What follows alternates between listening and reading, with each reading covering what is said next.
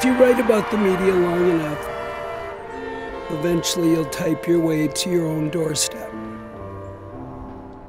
The New York Times sticks out in part because of the journalistic horsepower behind it. You have, 1,100 men and women who really know what they're doing. And, it's not perfect, but it represents sort of the best efforts of a given group of men and women on every single day. Everybody at the paper, I can guarantee you, is trying really hard to make it good. The judgment of the men and women who edit the New York Times, I think, has significant value going forward. It all can't be just the same. Somebody has to decide what's important and what's not. There's two A1 meetings. There's the 10:30 where we discuss the stories of the day, what we're going to offer, and there's a 4 o'clock when the top editors make that decision. It's all the desk heads, or at least somebody from each desk. You make your pitches and they ask questions. Then they decide what they want to put in the newspaper the next day. It's kind of a competition. You go in there and lots of people want stories, and we fight to get on A1. I'm not a newspaper guy. I'm a businessman.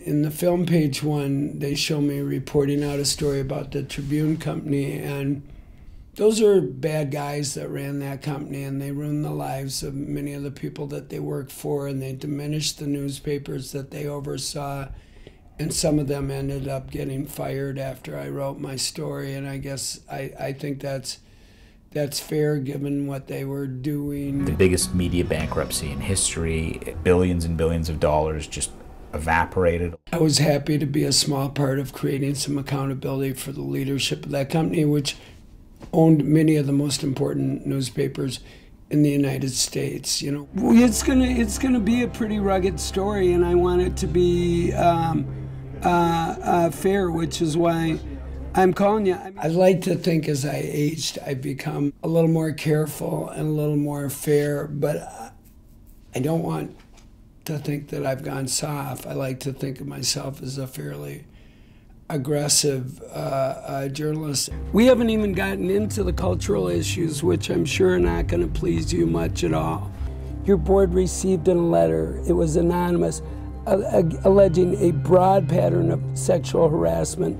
The had received oral sex on the 22nd floor balcony. This is not 1977, this is 2010. A column when Steve Jobs died, I dug up a column I wrote 6 years ago about what the newspaper business needs is an iTunes for news. And that's more or less predicting the success of the iPad. Right there's the dream come true. I was early on a big both user of and evangelist for the iPad, and I do think it presents a new and very remarkable opportunity for so-called print outlets.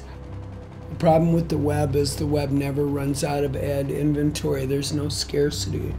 I mean, I think in the future it's going to be sort of a luxury item. It'll be something that you carry as a means of conveying status, and I think newspapers, which started to look crappier and crappier over time, are going to start to be more beautifully manufactured objects on a daily basis.